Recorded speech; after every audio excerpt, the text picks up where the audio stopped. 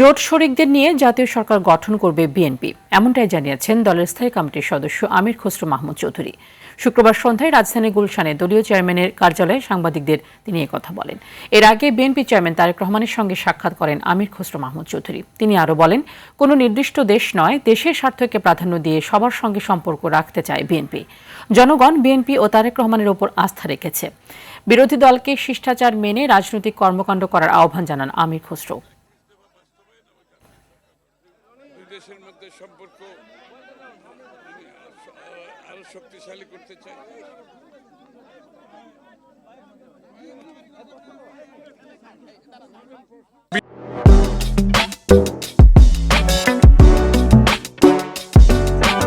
বিএনপির নেতৃত্ব তারেক রহমান সাহেব, উনি যে পরিকল্পনার কথা বলেছেন, যে প্ল্যানের কথা বলেছেন, এটা বাংলাদেশের জনগণ এটার উপর আস্থা রেখেছে। জয়ী হয়েছে একথা বলতে চাই না, বাংলাদেশের জনগণের আস্থা অর্জন করেছি, আস্থাটা রাখতে হবে।